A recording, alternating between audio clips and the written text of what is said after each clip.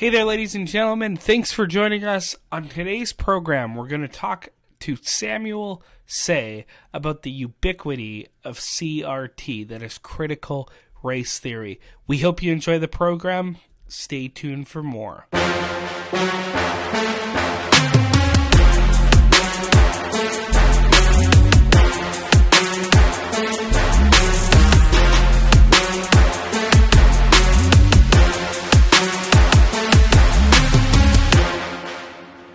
Brother Sam, thanks so much for joining us on The Great Exchange yet again. It's wonderful to have you. Thank you. It's an honor, man. You're a good friend of mine. I love you. So happy to chat with you. Yeah, it's been a while, and I mean, so much has happened since the last time we've had you on the program.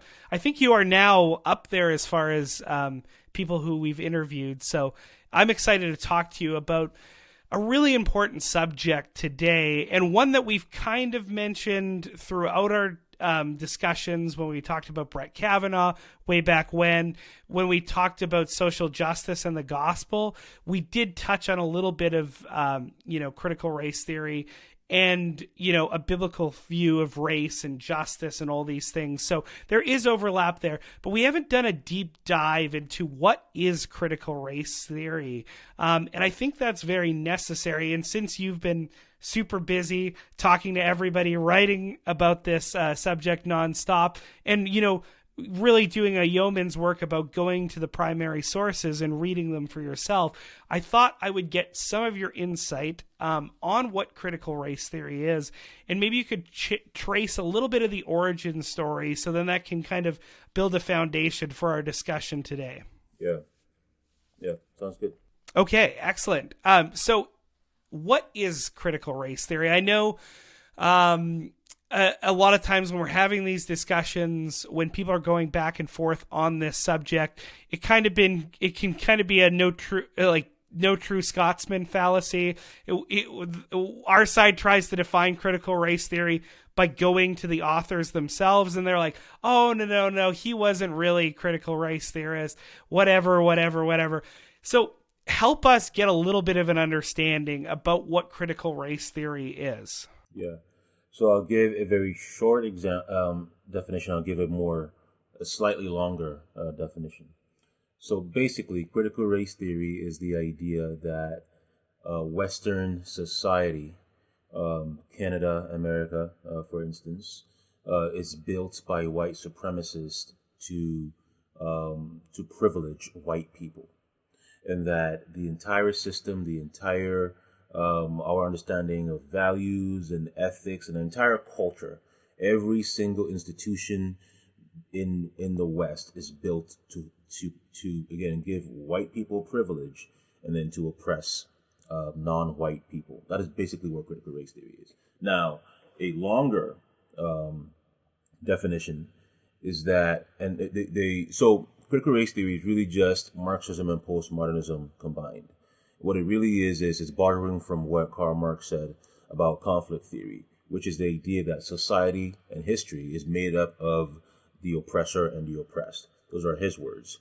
And then they borrow the postmodern thinking that Western society is built by the elites. It's built by the straight white male to through discourses and through basically language and words and culture to shape and to indoctrinate, to manipulate people into thinking that what we think is truth, what we think is justice, what we think is real and meaningful and good is really just a way for the white straight male to oppress other groups. So what that really means then is Western society, Western values, the legal system, America's founding principles, Canada's founding principles, what we understand about impartiality, all these things are an illusion to convince us, would be, as in black people or non-white people, the postmodern proletariat, right? The proletariat in Marxism is the oppressed. The bourgeoisie is the oppressor. So this idea is that postmodernists believe that, the straight white male has created a culture in the West to benefit white people and to oppress black people. Now, critical race theory is combining all of that, but in a very specific sense, which is that white people, again, have built a society, a culture, in every way to help white people, but then to harm black people. And that you could see it in every way. So, and this is what James Lindsay says. James Lindsay talks about how, for a critical race theorist, it's not a matter of if racism exists, it's how it exists, right? In that in every situation, in every corner of the West or in the world, you can find racism. It's just a matter of being able to identify it. And they identify it by thinking critically, not in terms of actual critical thinking, but by being critical of everything in the West and finding fault in that. So they assume the worst. They assume the worst of everything because they assume the worst of the West as a whole. Mm-hmm. Yeah, and it's basically those presuppositions that go into this critical analysis of society, and that's it's less of a theory and more of a religious presupposition that these things are true. Therefore, we have to look at everything through this set of lens, through this critical ideology. And instead of, like you said, bringing a thoughtful critique, it's critical of the specific, Western mores and a lot of the Judeo-Christian principles that our culture was founded upon. So maybe you could talk a little bit, Sam, about the genesis of CRT and some of its proponents, going back to Derek Bell, Richard Stefanchik, Richard Delgado, those kind of first proponents, and then who are in our culture the progeny of those first kind of advocates of this kind of critical view of society? That's a great question. So critical race theory, I suppose more immediately than postmodernism and Marxism, they come straight out of something called critical legal studies. Oftentimes, and I'll talk about this as I answer your question, but oftentimes proponents of critical race theory claim that when we point to non-legal critical race theorists, as in the sociological leaders of critical race theory, they say, well, wait a minute. No, critical race theory is really about, American law or Western law. And they're kind of right about that, in that initially it was a group of American lawyers coming out of a movement called critical legal studies, which basically said that America's legal system is fundamentally racist. And the only way to end the racism is to change the entire system, to abolish the entire system. So what you hear about defund the police, for example, is very much within the traditional beginnings of critical race theory. Anyway, so the people that came out of this critical legal studies are people like Kimberly Crenshaw, Richard Delgado, Mary Matsuda, Alan Freeman, Derek Bell, somewhat. He had already kind of left the movement already, but he was part of critical legal studies as well too. Now, Derek Bell is really the key leader of critical race theory, and he ended up essentially discipling Kimberly Crenshaw, who in a sense has become the most influential person, at least in terms of the original founders. She's now the most influential person. She's the one that created the concept of intersectionality, which has become a massive movement within critical race theory and really becoming the key concept within all social justice movements today. So critical race theory came out of these individuals, and their idea then was, so critical legal studies basically just said that America's systems are not just racist, but they are sexist and misogynist and homophobic and all of that. But then these critical race scholars came out of them saying, wait a minute, the bigger focus should be on race and not all these things. So that's the one difference between the critical race scholars and then the critical legal scholars.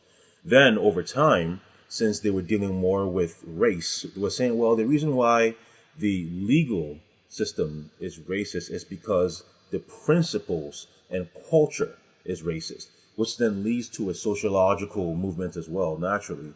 Then you have other critical race leaders coming up, including right now people like Ibram X. Kendi, Robin DiAngelo. These are more sociologists. They're not legal scholars. They're just sociologists. You have also, thinking of other popular authors right now who would be considered such. I'm trying to think of like really universally well-known people. So, for example, in Canada, another person would be Desmond Cole, would be a popular critical race theorist. We have our politicians who are critical race theorists. Really, I mean, you have AOC, who'd be a critical race theorist. You have Jagmeet Singh, who'd be a critical race theorist. So most leftists today have been very much influenced by critical race theory. Yeah, I think that's super, super important to point out because it really gets to the ubiquity of critical race theory, that kind of religious presupposition that so many people have imbibed. And, you know, as you made mention, you know, there seems to be no true critical race theorist according to those who are advocating for critical race theory. But also, you know, as this theory and the kind of outshoots and the proponents of it has been more named more and more as people have awoken to this ideology that has been long since taught in academia and long since practiced by leftists in politics and culture. We now see the kind of obvious gaslighting of saying, no, this stuff doesn't exist, right? When we look at what happened in Virginia and the pushback of, you know, just parents in schools pushing back against the praxis, the practice of critical race theory, what we see on CNN and a bunch of the mainstream media is this is a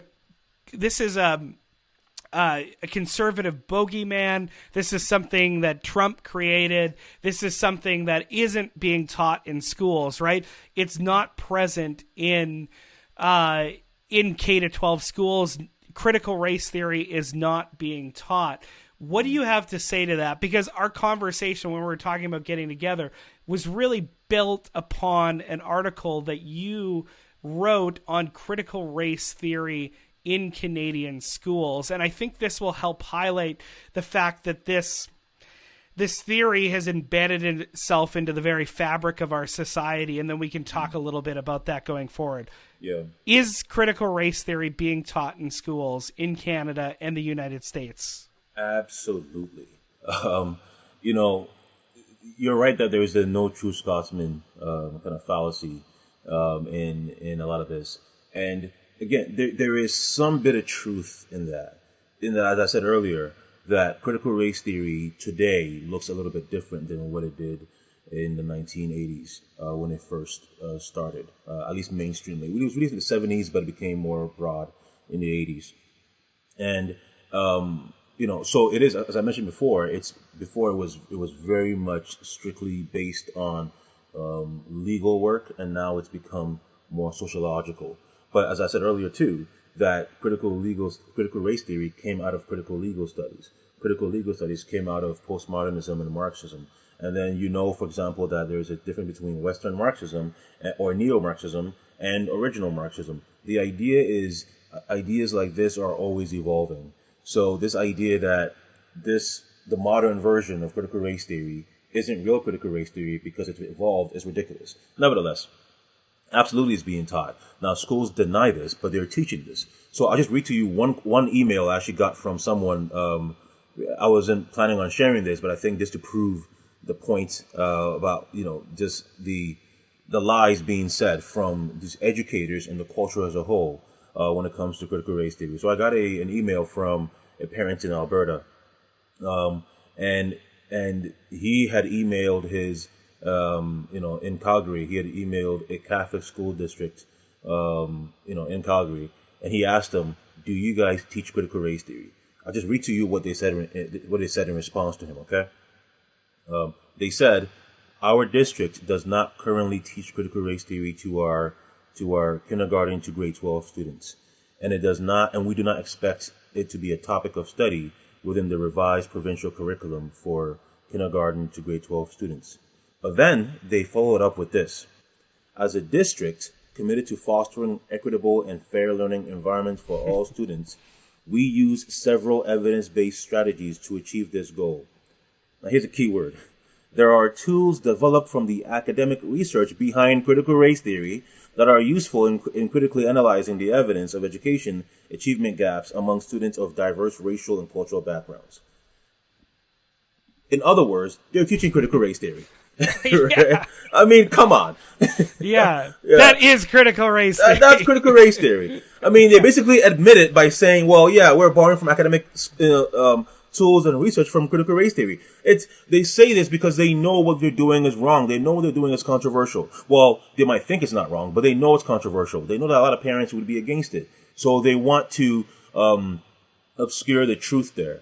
But it's being taught. In the article that you mentioned, I list, especially in Ontario, our curriculum is absolutely critical race theory. Where from kindergarten, they are reading the anti-racist baby, right? Basically the kids version of his book How to Be an Anti-Racist, which I think the better title is How to Be Racist. But you know, which you also have an article about. Yes, I do. Yeah, I did a review on that book. Yeah. But yeah, so they are reading these books, which says that babies, white babies, or 5-year-olds, should learn to confess their racism.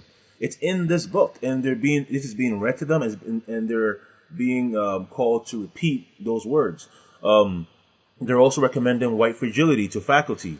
They're also teaching some of the author of White Fragility, Robin DiAngelo's words to children as well. It's all within it. I mean, even in our federal government, they have a new anti-racism outreach, which explicitly says they want Canadians to acknowledge and to admit that systemic racism really is an issue in Canada. Now, I find it fascinating. I know this is not really the point, but I find it fascinating when the government is trying to tell us that, hey, guys, our systems are racist. If that's true, then why are you not changing what you claim? You're basically saying that you are racist, right? But anyway, it's absolutely in our schools, and it's everywhere. It's in our culture and in our schools, and they continue to reject the evidence that it is being taught because they want to continue doing so. They know that if they admit that they're teaching these things, it will encourage more parents, like it did in Virginia, to stand up against it. Yeah, totally. And this is part of the Mott and Bailey strategy. I know James Lindsay's talked about it. We've talked about it on the program. Basically, these proponents say they're radical to the core, and they have a radical agenda that they want to get to. But anytime, and they're pushing to the Bailey, expanding this worldview into culture. But anytime anybody names it or calls it out, they retreat to the Mott, which is their castle, their tower of strong defense. And they say, no, what we just want is a society where black people and white people and people of all colors, races, religions, ethnicities are treated equal under the law. And then it's just like, no, that's not what you're saying. And we've got to know how to be able to understand this gaslighting program, this Mott and Bailey strategy of when they're caught in their radicalism, they're retreating back. And we need to be more discerning, be more aware of this game that's being played so we cannot get caught in that trap. Because I think naturally as Christians, we're very deferential. We're very loving. We want to, think well of people. We want to take people at their words. So when they're saying, no, this is not really what we mean, we tend to want to say, okay, I get you. But in reality, this is exactly what they're doing. They're about this program of being radical, and anytime they're caught in radicalism, retreating back to the acceptable position, right? A lot of people think BLM is just the outgrowth of Martin Luther King Jr.'s view of race. And and people like that. They like this society that every man, no matter their skin color, is judged equally under law. But realistically, that's not what BLM is. It's actually built on the old Malcolm X position, the old Black Panther, Black Power view of culture, which was roundly rejected in the 60s, right? So I think that's really important. Now, you talked a lot about anti-racism. Really quickly, before we move on to this next question, Can you define anti-racism? Because again, I think Christians we're against racism, right? We're anti-racism, biblically defined, mind you. But it gets to how this movement uses and repackages words to mean something totally different. So what does anti-racism mean from critical theorists? Yes. So anti-racism really means anti-equality. So I will share a quote from Ibram Kendi in a second too, because he's become the most popular anti-racist, and he's become the most influential anti-racist. As I said before, his book How to Be an Anti-Racist is one of the top selling books in the world on this issue.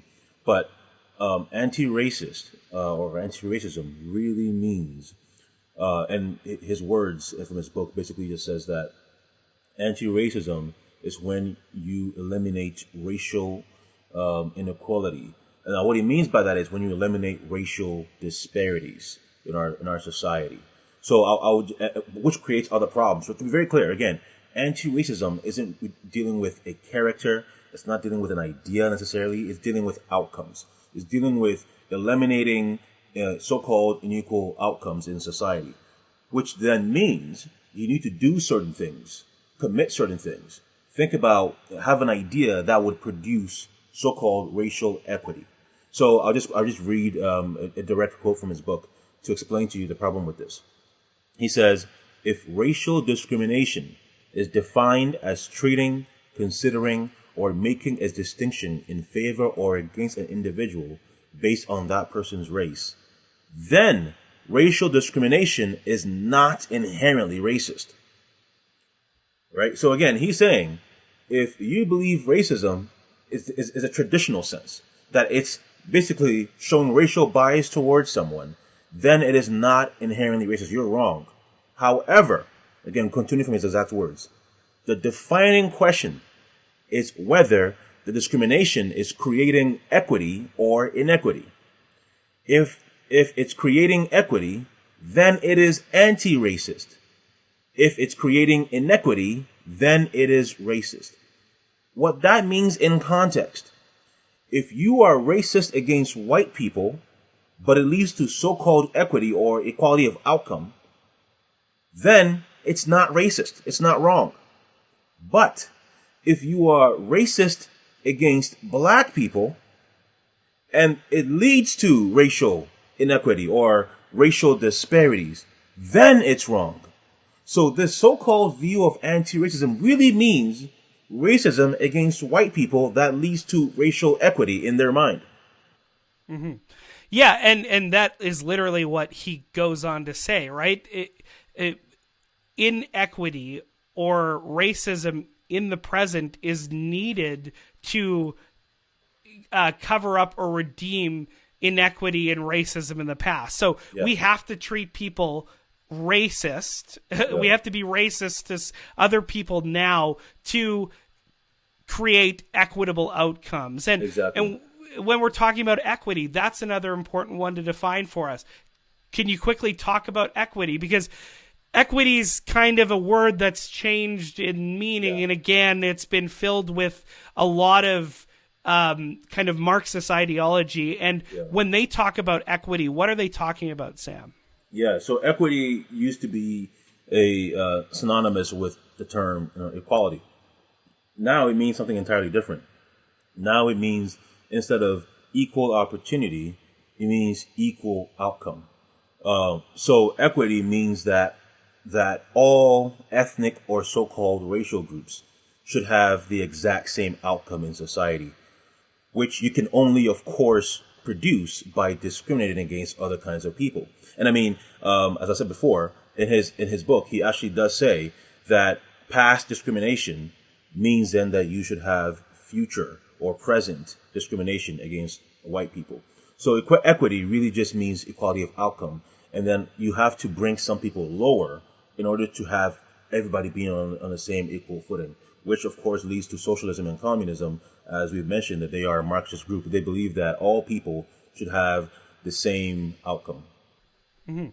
Yeah. Now that's going to lead me to where I want to go now. Is I want to talk about critical praxis. And by that, I mean the practicing of these basic philosophical presuppositions. So not necessarily the teaching of the theory, but the actual application of these presuppositions in our culture. And that's something that I'm primarily, as a guy who's worried about worldviews and the presuppositions that lie underneath them, I'm always thinking of what is kind of underneath what people are saying, what people are doing. And I see maybe the biggest problem in our culture is that people have unwittingly, through osmosis, imbibed this worldview without ever actually knowing what they're talking about. And it's based off of a fertile fallacy that that there has been inequity in the past, there has been discrimination in the past, based off of like ontological inherent qualities of people. Therefore, we're kind of sensitive to understanding that was a reality, but then they use that as the means to jam pack their worldview into society without actually teaching what they're saying and what they're meaning, and they change these words. So you made mention that in politics, our politicians in Canada are critical race theorists. Now, it's not because they're writing books on critical race theory, but it's because they're actually putting into law things that presuppose the truth of critical analysis. Yeah. So maybe you can talk a little bit about less of the theory and just where, as Canadians, we see critical race theory being practiced. Yeah. So a very relevant and simple example would be on the vaccine, for example. So I think it was in Hamilton earlier this year where Hamilton said that if you were a black person, they would give you first access to the vaccine, strictly based on your skin color. Because, and this is the reasoning was for equity, because there was a disparity of black people, as it has been in the U.S., who were getting the virus and dying from that than other white people. So not so much more, but based on percentage, you had a disproportionate number of black people getting sick or dying from from COVID. Therefore, they said for equity, to create in their mind, to create equal outcomes, let's give black people first access to getting the vaccine. Well, that's racist, right? That's just what it is. So it's a very practical example of that kind of racism. You also have the federal government earlier this year committing to giving black business owners, I'm forgetting, I think it was 40 million. I'm forgetting exactly what the number was, but giving black business owners $40 million, or at least several millions of dollars, strictly because they were black people who they claim to be oppressed or to lack privilege in our society. So those would be two of the immediate examples that comes to mind on this. You also have, of course, as I mentioned earlier, the anti-racist project from the federal government, which is, again, to basically lecture Canadians about admitting and acknowledging white privilege or systemic racism in our culture. Mm-hmm. Yeah, and I can think of one that goes way back to our parents' generations. Affirmative action. Affirmative action is really built on this idea that present discrimination against the subsection of the population is necessary to create equitable outcomes. So we need to have 50% of women on our board, 50% of our, or a proportionate amount of our board needs to be made up of people with black skin, Chinese skin, whatever.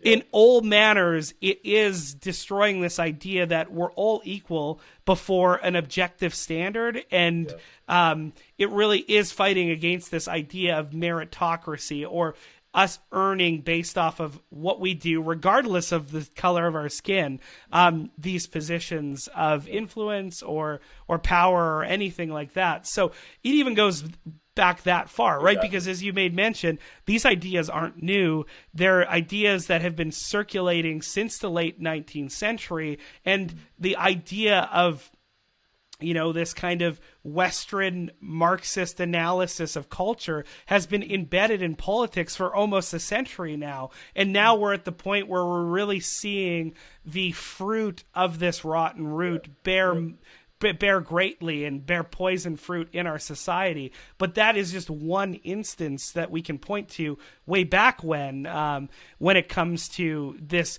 critical race theory being practiced in our society. And even land acknowledgements, which is a new religious ritual. Before I got Jets season tickets, I go to a Jets game, you have to sit there before they do the national anthem. You have to be told that we're sitting on Treaty 1 land. Now, part of the treaties, if you read them, is they gave up their right to own that land. Yeah. So I don't know why we're acknowledging it, especially since they get the goodies, apparently, that come from these treaties. But the idea is smuggling in this anti-colonialism, anti-Western worldview, and it's making it a part of the everyday practice of Canadians. So this is stuff we all have to wake up to. Exactly. And even something as simple as a land acknowledgement, some will just say, well, they're just acknowledging that the lands originally belong to the indigenous population. Well, not exactly. The main point there is to say, as you suggested, that, we have to acknowledge this because they were cheated out of this land from the white people. So it's to remind Canadians that you live in a culture and in a nation where it was built by white supremacists for white people, and that you should always recognize that that our nation is built on supposedly their claim is based on cheaters and oppressors. That is why they do this, because they also want to remind us that we are, that the non-indigenous people are privileged in a society built by white supremacists. Mm-hmm. Yeah, everything that we have is the fruit of the poisonous tree, right? We stole it from other people, so everything that you have, you can't have a claim to because you're essentially the descendants of thieves. That is ignorant of the history of our land, ignorant of the many different tribes across North America who were primarily nomadic, and it paints with a disgusting broad brush, but that is just an example of how in integrating this theory into society, we end up actually absolutizing race and bringing race consciousness to absolutely every area of life. And it's not creating a less racist society. It's creating a more racist society. And we need to be aware of that. Now, the first time I had you on, Sam, it was way back when to talk about the Brett Kavanaugh situation and the trial and everything that went into his appointment through the Supreme Court and the crazy nonsense of that. It feels like it's been like 14, 15, 20 years since we talked about that.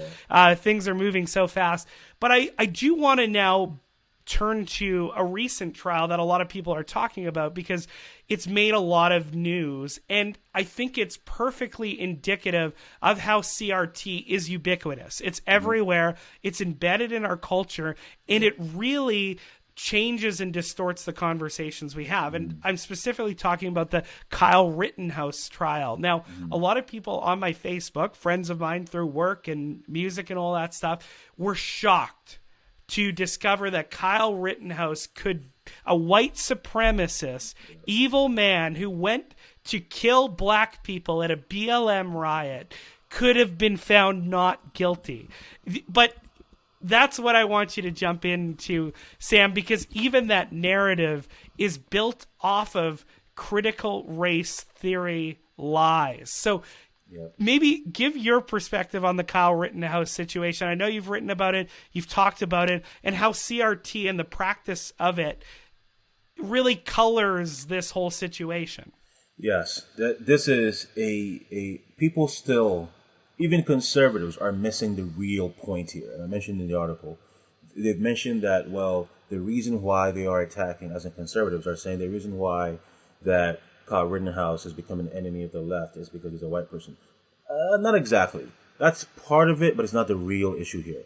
So for those who may not know, simple story is, and I've watched the entire video. I've watched every single thing I possibly could on it. I knew the man was not guilty and he was innocent. He was clearly acting in self-defense. His attackers were all whites, and they were trying to either injure him or kill him. For example, I'm forgetting his last name, but K something. Yeah, I think, yeah. So he was on, he was testifying against him, and even he admitted that, well, the only reason why Kyle Rittenhouse shot at him is because he had pointed his own pistol at him. Now, I watched the video. He actually was about to shoot Kyle Rittenhouse in the head before Kyle Rittenhouse shot him in the arm. Now, Kyle Rittenhouse could have done, some other guys would have done far worse than shooting him in the arm when someone's trying to shoot you in the head. Nevertheless, so the real issue here with this case is not about white privilege, not even close. I say it's a matter of black privilege and leftist privilege. So this is because the entire Kenosha issue, the whole saga started because a black man named, I'm forgetting his name right now, named Jacob Blake. Yes. A black man named Jacob Blake was, he had a restraining order against him from his ex-girlfriend because apparently he was physically and sexually abusing his ex-girlfriend. So she had this restraining order against him, and then he violates that. And then she calls, by the way, she is a black woman as well. She calls the cops for them to come protect her from him. When they come to protect her from him, he's not complying. He is fighting them, and then he runs away from them, trying to get, which he later admits to, a knife from his car, and that's a very serious issue for the cops. So they shoot him in the back, and that makes him paralyzed. Immediately, our whole culture, the whole world, claims that this is an example of racist police brutality, and these cops need to be kept accountable, which leads to all these riots. Well, the only reason why Jacob Blake was considered a victim of police brutality is because he's black. No doubt about it. The evidence, everything, affirmed the cops' case against Jacob Blake. Now, as I said before, the people. So that's what I mean by black privilege, right? It's because of his skin color. Now, about the yeah, they would say, well, why would you? They would be saying, well, you're abusing your girlfriend. I know you would never do that, right? But if that were you, that's what they'd be saying. And then they would say, well, why would you? Not only would you fight the cops when they're trying to arrest you, but you would go try to get a knife, right? When they're telling, it's just ridiculous. Anyway, so, and then the leftist privilege there is this: his attackers, including the two individuals who were killed, were even worse than Jacob Blake. I mean, one of them was a serial pedophile, a serial sexual assaulter of minors, right? And then the other one was also apparently just has a long criminal history of beating up women as well, including his ex-girlfriend. These are all white leftists who were supporting Black Lives Matter and I suppose Antifa at the riots. So they attacked Kyle Rittenhouse, and he defended himself by killing them because they were threatening his life. The third person who was injured but not killed, as I mentioned, was this Gage Proskowitz person, and he was also again a white person. The point is this: they are being defended, though they're being called victims, though they were white people, white leftists who were attempting to kill or harm this white man named, although in some ways he was a boy back then, he was 17 years old, Kyle Rittenhouse. The point is this: it's not that he is a white person, Kyle Rittenhouse, that the left hates him. It's because he's a white conservative. That's the problem here. He is a victim of privilege himself. He doesn't have black privilege. He doesn't have leftist privilege. And that's why he was almost sentenced to life in prison. But more than that, the real reason why they hate him as a white conservative is because he is a white conservative who is opposing Black Lives Matter. Now, I heard a preview of an interview that he's done with Tucker Carlson, where he says that he actually supports the Black Lives Matter movement. Nevertheless, because he went there to defend Kenosha, to defend a friend's business from being damaged from the riots, because he was apparently cleaning up the city after the rioters, since he was not supporting that riot, he is seen as an enemy. So because he also killed in self-defense white rioters who were there in support of Black Lives Matter or supposedly Jacob Blake, those people, his attackers, are seen as allies of black people. And since he killed these allies, he's seen as an enemy of black people. So even though there were no black people involved in that case, in their mind, the way they frame it, these leftists, is that, well, he was there trying to kill black people, even though that's not the case at all. But again, the real issue here is he was a person who, Kyle Rittenhouse is a person who is not against America's institutions. Look, both the NDP leader here, Jagmeet Singh, and his counterparts in the U.S., AOC, both said, well, the reason why this is an unjust verdict from the jury in their mind is that, well, America's institutions, including all of Western institutions in their mind, is built by white supremacists for white people. So what's really going on here is they want to destroy America's legal system. They want to destroy the West legal system. Kyle Rittenhouse is simply an easy way to get that pushed. Mm-hmm. Yeah, and I've heard a lot of people say if he was not white, he would have been found guilty. If this is a black man in the exact same situation, someone with the same melanin count as you, Sam, he would have been found guilty. But I mean, God is in irony. Like I think he loves comedy. He loves to highlight the ridiculousness of sin and the destructive nature of evil ideologies.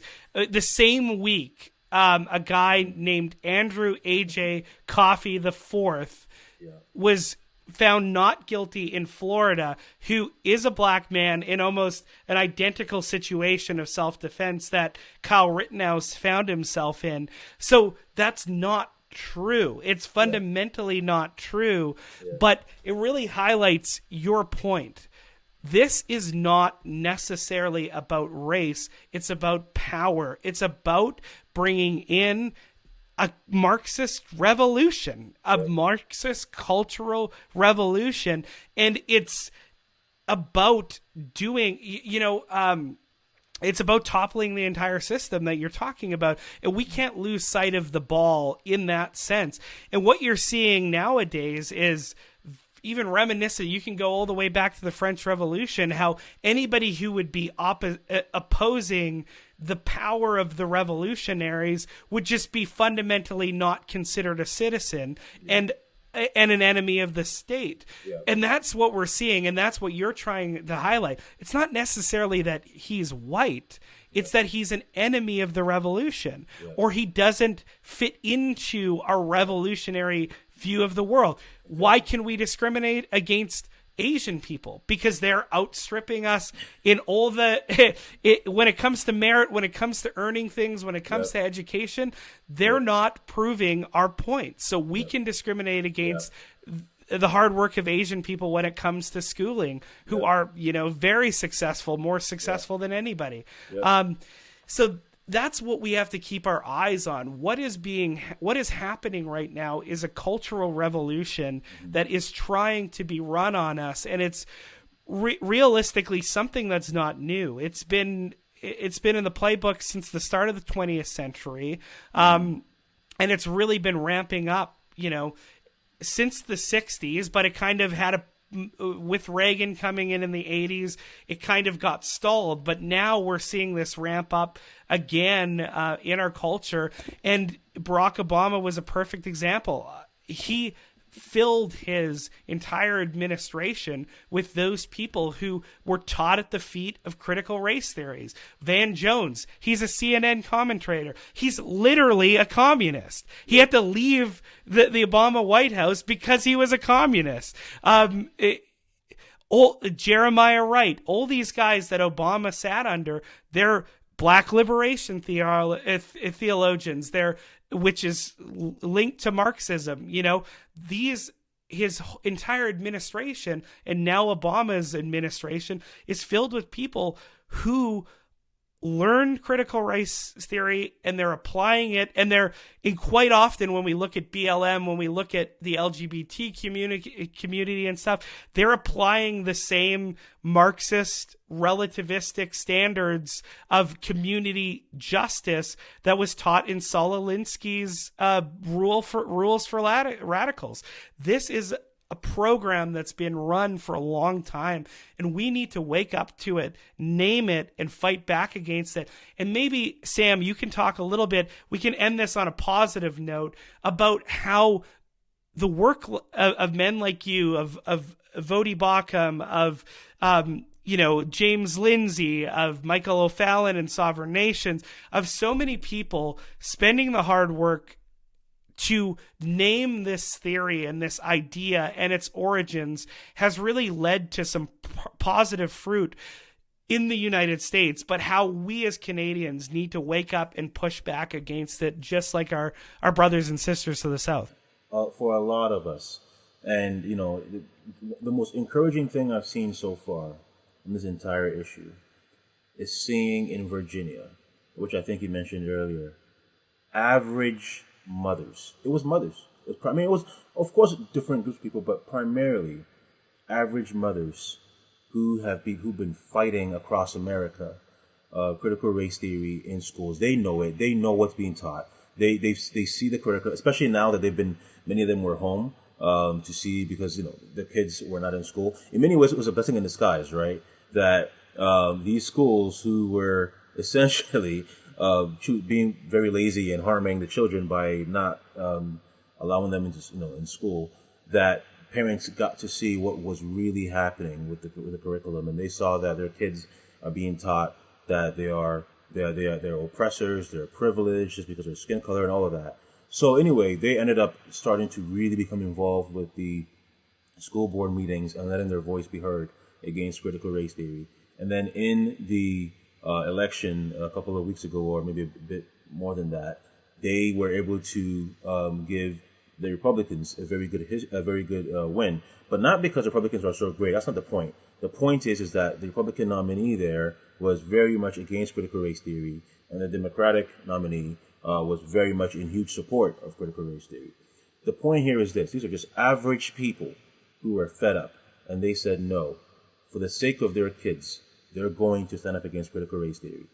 The federal government, essentially in the U.S., called these people, or the FBI called these people domestic terrorists.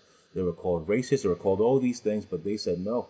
They're not afraid of being canceled by certain people. They just want to protect their children. Here in Canada, I've oftentimes said this: critical race theory is just as prevalent, if not more prevalent, than it is here, than it is in America. The problem is that we don't have anything close to the pushback that the Americans have against critical race theory. So what we need to do is to not look to our politicians and supposed cultural leaders to stand up against this stuff. We just need the average person, one person, to call their schools to say, hey, what are you teaching my kids? To hold them accountable, right? And to be, if you're a Christian, to be praying on this issue, and to be doing whatever you can in your local area to stand up against critical race theory. Because I've seen myself, by doing my talk, many people starting to become aware of this, and then in their own areas making change. Yeah, man, and I'm certainly encouraged by that. Also, shame on us men too for allowing women to take up the fight, to have more courage than us in this area. We have to, now is the time to fight, friends. Now is the time to push back on this, because if we don't stop this, especially in Canada, we might not be able to fight. Our government's literally talking about censoring the internet. That's the reality of where we're at right now. And of course, they would censor such a racist talk that you and I have had today, suggesting that the anti-racism program of Ibram X. Kendi is totally racist. Those are the sort of things that are coming down the pike. As Christians in Canada, we're looking at Bill C-6, or what was formerly called Bill C-6, which would ban basically our ability to do Christian counseling, something that I'm very passionate about. I'm currently doing ACBC biblical counseling, and I could not, as a biblical counselor, counsel people to glorify God when it comes to matter of sexuality without ending up getting fined or ending up in jail. That's the reality of what's coming down in our nation now. So we need to fight back. We need to push back. We need to organize as Canadian citizens and push back against these ungodly ideologies. And here's an example of just how ingrained socialism and these ideas of critical theory and stuff are in our culture. Even the idea of modern public schools are the greatest proponents of them were socialists and Marxists. We're looking at Horace Mann and John Dewey in the United States, and how they've been so influential on just pushing the idea of public education as we know it today. So we shouldn't be surprised when that rotten root leads to this rotten fruit. So I'm so thankful, Sam, that you have come on, had this discussion, that you are doing a yeoman's work in this area, that you're one of very few voices in Canada really pushing back against this. And I just love how God has blessed your ministry, has used it. So you've been able to have conversations, not just in Canada, but around the world. So maybe before we close up, you could give people a little bit of an idea of how they can see where you're posting, how they can get a hold of the stuff that you've done in the past, so they can come to know and beware of these ideologies, so then we can know how to fight back against them. Yeah, thank you very much. I've enjoyed chatting with you, man, as always. But yeah, they can find me on slowtowrite.com, which is slow to write, exactly as you hear it. That's where I blog weekly, sometimes more than once a week. You can also find me on social media, across all social media platforms as Slow to Write, again, same spelling. And then I am also on Patreon and PayPal. If people choose to want to support me, they can support me there as well. Also, again, same name, Slow to Write. I'm also working on a curriculum on critical race theory to help parents and children understand these issues, very complex issues, but in a very simplified form. That's my goal. So I'm working on that, and hopefully by early next year it should be available. So maybe around before the spring it should be available.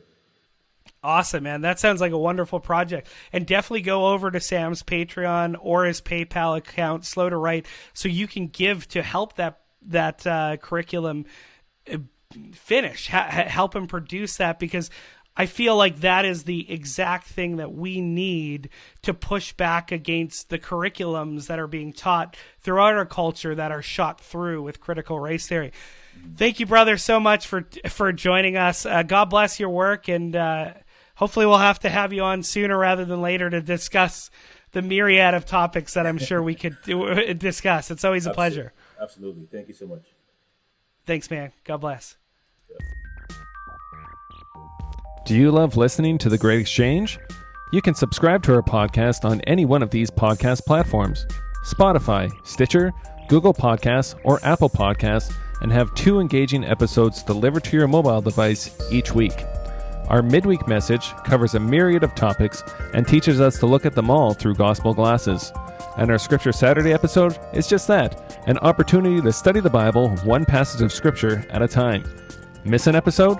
Visit our website, thegreatexchange.ca, and you will find the complete back catalog of our episodes. And don't be shy, we love to hear from you, our listeners. Send us a message on Facebook or Instagram, or if you're not social media savvy, send us an email to thegreatexchangepodcast@gmail.com. Thank you all for joining in our ministry as we help you look at the world through gospel glasses. Thanks, everybody, for tuning in. We really hope you enjoyed this content with our brother Samuel Sey. It was such a wonderful opportunity to get to talk to him about such important issues, right?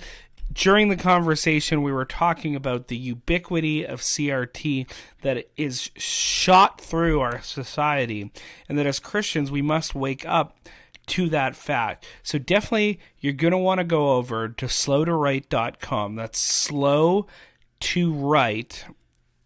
Link is down there. .com to check out more of what Sam Sey's got going on. We really hope you enjoyed the discussion. You can check out what we have going on at thegreatexchange.ca. And this is our first of hopefully many more YouTube videos. So we want you to go over to our website, check out everything we got going on. We got new shirts over there on our website, and you can order them now, and you can check out everything we got going on there at our shop. Please be sure to follow us on any of your favorite podcast catchers. You can subscribe, rate, and review over there. And we want to encourage you as well to hit that bell, hit the notification and subscribe buttons. That way you can stay tuned for new and important episodes that we're going to bring you, our faithful listeners, in the future. So thank you so much for tuning in. We really enjoyed bringing this content in this episode, and please be sure to go over to thegreatexchange.ca to check out more from us. But that brings us to the end of the program, and as we say at the end of every single program, it is finished.